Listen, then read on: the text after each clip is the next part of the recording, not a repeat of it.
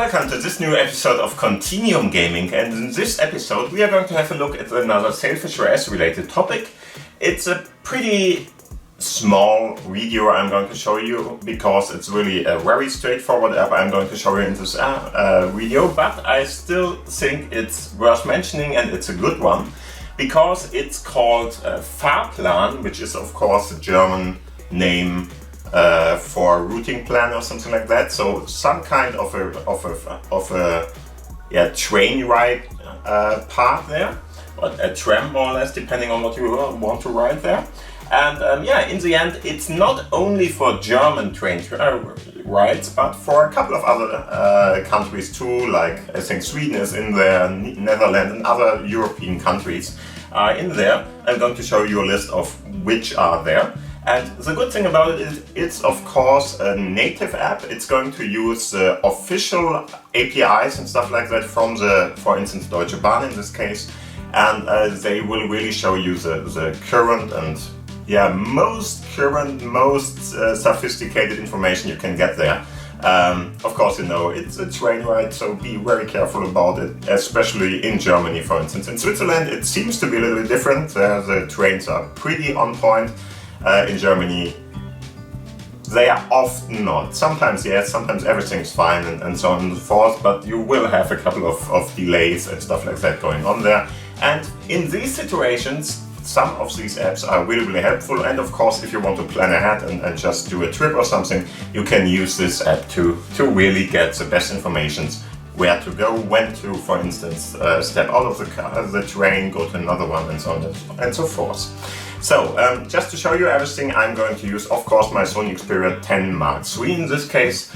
I have my laptop at the side here, and everything you're seeing at the display there is more or less from my laptop, and I'm going to access with my laptop my smartphone, and then you will see everything that is shown on the smartphone on the big screen here, because I can, as I am doing now, just switch over.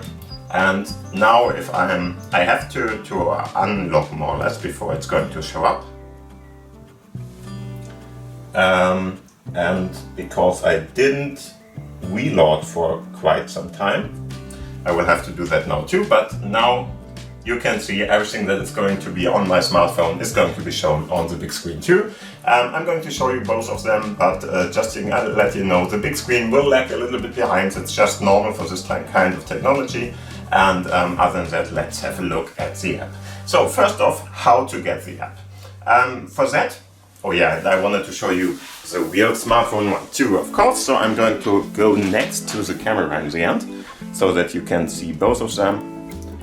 And hopefully in a meaningful way. There's going to be a little bit of glare on my smartphone here. That's normal. I can't always have a look at all the different screens. I have to look at them. And like that, have a look at the big screen. You should see everything there. Or if you want the real performance and stuff like that, have a look at this small one. Anyway, so to get this app, go to your stores. And in the end, if you don't have the stores installed and stuff like that, please have a look at the corner up there. I have another video where I'm going to talk about that more in depth. But for now, I already have Storeman on here. So this is Open Web Browser in the end I'm going to. And as you can see, you can of course go in here now and, for instance, go up here for search. If you just draw it down, here you can already see it. There's a big delay going on here, but it doesn't really matter. In the end, what you already can see here is I have a couple of different options to set up the search. That's not what I want to do at this point. I want to go to the categories maybe, or to the installed programs, depending on what you are going to do here, and then go to the search. And if you go in there, you should be able to put in something like, in this case, Fahrplan, written exactly like this. And if you are searching for it now, you can see there's a Fahrplan fork and the normal one. And this is important to know because the new fork one is really updated, and it was more or less obtained or more or less given over to another developer now. And the fork is really the one you want to get, because the other one is really, really old and doesn't have the right API keys and stuff like that in there. If you're using the fork one, then everything is fine. So get this one. If you click on that, you can see there are a couple of different informations about it. There are the different countries you can really work with, for instance Germany, Austria, Netherlands, Sweden, Switzerland, Ireland, Australia for some kind of reason, why not? Finland, and yeah, a couple of them, Denmark, Norway, and those are the ones which are at the moment supported. Maybe there will be more, I don't know, but at the moment these are the ones we are going to work with. Okay, so if you go down a little bit more, you can see a couple of other informations, but nothing really interesting. So if you want to install it, just go up in the drawer menu there, and for you, because I already have it installed of course, but for you, you should see some kind of an install button there. So just use that, install the app there, and after that you can start it by this menu, or you just go to your drawer screen here, go down here, and somewhere you will see, for instance, this kind of app icon. If I click on that, you can see, okay, the app is currently starting. I already did some input here, which is interesting to see that you can still see it even if you close down the app and stuff like that. It's going to really have all the information still in there, which is a great thing if you're planning ahead, for instance. And what you already can see, I'm not in Köln or something, so just don't bother with it. I just took something to check out if the app works. So first off, get yeah, more or less starting point. If you go in here, you can, for instance, use your GPS if you want to, if you don't know where you are at the moment, or you just do it like this and put it in. For instance, in this case, Köln ABF, meaning main station more or less, Hauptbahnhof, main station.